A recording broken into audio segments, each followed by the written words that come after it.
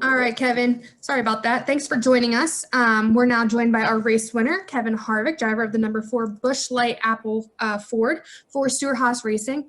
Kevin, you just dominated today. Can you walk us through your day? How you feeling getting the victory? Well, anytime we come to Michigan, since I've been at Stewart-Haas Racing, these cars have been just lightning fast, and it's definitely a place that we feel like we should come up here and contend for the win. And you know, today our Busch Light Apple Ford Mustang was just on rails, could go bottom, top, middle, was fast down the straightaway, would do everything that you wanted to do. Just got challenged by a whole bunch of restarts at the end. That made it kind of crazy. But in the end, it was a great day for us. Everybody did a great job, called a great race, and we capitalized on a fast car and put it in victory lane. Awesome. Well, we are going to open up the floor to the media for questions. As a reminder, if you have a question for Kevin, please click the participants tab and raise your hand, or send me a chat and we will get to you. Let's kick it off with Jeff Gluck. Go ahead, Jeff.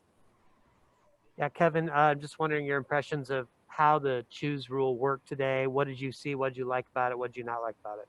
Well, I think that the best thing about it is they had a race with it yesterday with the truck series, made a lot of adjustments, or, you know, a few adjustments this morning to the process, and I thought it went well today.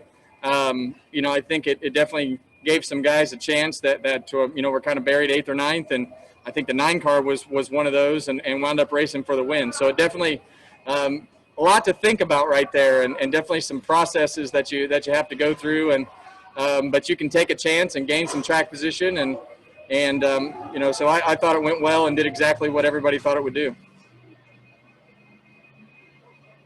All right, we're going to take our next question from Bob Pockrass. Go ahead, Bob. Yeah, Kevin, along those lines, there was a point where Rodney said, you know, you make the choice pretty much. I'm with you either way. Is that type of decision pretty much a driver choice, or do you want any sort of input before you make that choice? Well, we talked about it before the race and had kind of a number in my mind of you know, how many spots that you would gain, you know, before you went to the bottom. I think for you know, for us, a lot of it depended on, at the end, you know, when I could have started 4th or could have started 3rd on the inside. You know, for me, it was which car I wanted to race and which car I wanted to push, and I felt like, you know, my best opportunity to get the 9 back was on the restart and capitalize on that, and it wound up working out. I felt like he could run fast enough once we got strung out to be more difficult to pass than some of the other cars. So I thought if I was going to race the 9, then I needed to pass him right off the bat. Thank you.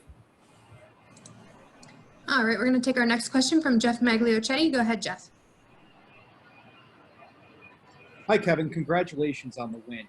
Your 54th career victory ties you with Lee Petty on the NASCAR all-time list and moves you into the top 10. What can you say about, you know, how this post-stretch has been for you and what it means to be in the same sentence, in the same breath as a NASCAR legend like Lee? Yeah, well, that's a lot of pressure. And, you know, I ask myself that all the time. It's, you know, what have you done for the sport? What are you doing for the sport? Because when you start talking about Junior Johnson and Lee Petty and Rusty Wallace and, you know, Ned Jarrett, or, you know, all those guys that are on that list, you know, around my name on the win list, you know, there's a lot of responsibility that comes with that, you know, for our sport. So, you know, I think as you look at, you know, that number, I've been fortunate to drive a lot of really fast race cars, and we've been fortunate to be successful throughout the years. But, you know, when you start getting up there with those names and those icons in our sport, they've been a part of, you know, a lot of big moments and helping change the sport in a positive direction. So, you know, that's the way I look at it, and the responsibility that I think I have. Rusty Wallace is next. Thank you, Kevin. Congratulations. All right, we'll take our next question from Jordan Bianchi. Go ahead, Jordan. Kevin, I wanted to look ahead a little bit to Daytona Road Course. NASCAR said there's no practice there. What are your thoughts on having no practice for that race, a track that no one's ever raced on before? I think it'll be interesting. I have no clue what I'm doing. The last time I only made a little bit of a 2002 24-hour race, so it's been a long time since I made any laps there. I'm a week of preparation guy, so I'll start Monday and Tuesday on iRacing just to get acclimated with the track.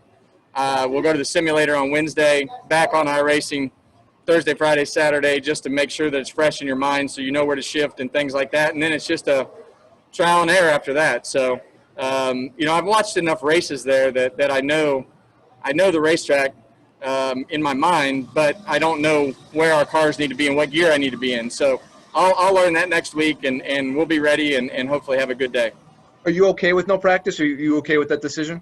I love everything that we're doing right now. I think, the shorter schedules, I think it mixes it up. It makes it exciting. I voted for 1 through 36 random draw every week, but I see we're going to do something different than that. I think that would really mix it up. So all charter teams should be random draw every week, all the way through the end. Thank you. All right, our next question will come from Zach Sterniolo. Go ahead, Zach. Kevin, congrats on this. I'm curious, you talked about how fast you've been here since joining SHR. How big of a part of this has Rodney Childers been? Because I remember he had built fast cars for Michael Waltrip Racing as well. So what has he meant for you here specifically? It's just been a racetrack that fits our engine package, especially since we've come to Ford. Doug Yates and his group put a lot of effort into running well at this racetrack, because for the Ford Motor Company, they want that Heritage Trophy in their lobby. So it means a lot to the Ford Motor Company. Our race cars right now, with this rules package and the way that the aero is, and any other rules package for that matter, have just been really, really fast at Michigan. So we come here expecting to be competitive for the win, and today was no different, and hopefully tomorrow's the same way. Thank you. Yep. All right, our next question will come from Aaron Bairden. Go ahead, Aaron. Hey, Kevin, congrats. I got 2 quick ones for you. First of all, this race was a little bit shorter, a little bit quicker than we've normally seen at Michigan. I think it was a little over 2.5 hours for you guys. How did that compare to a quote-unquote normal race here? Did you notice any difference? Did you like the shorter format? I didn't notice any difference. I think shorter races obviously make things happen a little more frantically. It really makes the pitch strategy kind of mix things up. The stages happen quick, and then you add in the competition caution. So there's just a number of things that happen a lot quicker. From inside the car, it didn't really seem any different, but I'm all for shorter races. Okay. And then part 2, the last couple years, this August weekend's kind of been like your boys' weekend with Keelan here. What's it like this weekend not having them here, still winning the race, but is it different when you have that tradition with them there? Yeah, it kind of sucks. We always, for the last couple of years, we've spent the whole summer together by ourselves traveling to the races. So this year we've traveled by ourselves to go-kart races. So we've been racing, but he misses coming to the racetrack. I miss having him at the racetrack.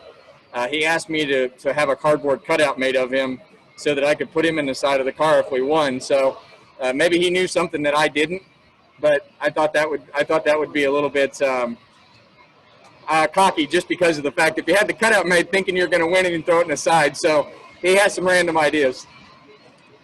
Thanks, Kevin. All right, we'll take our next question from Brandon with Lap Traffic Podcast. Hey, Kevin, congrats on the win. 2 quick ones for you. Is Michigan starting to feel like your East Coast playground? And what are your thoughts starting 20th tomorrow? Yeah, I think, like I said earlier, Michigan's been a great racetrack for us, and we look forward to coming here every time. So it has been a lot of fun for us. Starting 20th, I think it's great. I think our car is capable of passing people. We just need to, get as many as we can before that first stage and go from there. Thanks, Kevin. Good luck tomorrow. All right, and our final question for you, Kevin's going to come from Steven Toronto. Go ahead, Steven. Kevin, in this race last year, you could see that cars could catch the leader, but they couldn't pass him. This year, there was a lot more passing for the lead. What do you think contributed to that? Yeah, well, I think NASCAR did a really good job of making that third lane available, so you had options as a driver to move your car around and really make things happen. So I think getting that third lane right with the PJ1 really made Michigan in the race here, especially with this rules package, way better from a driver's standpoint. So we're getting close to having the races that everybody wants here. I thought today was a good race, and I think having multiple lanes is really what it's all about. Thank you.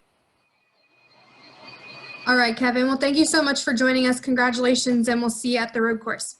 Thank you, guys.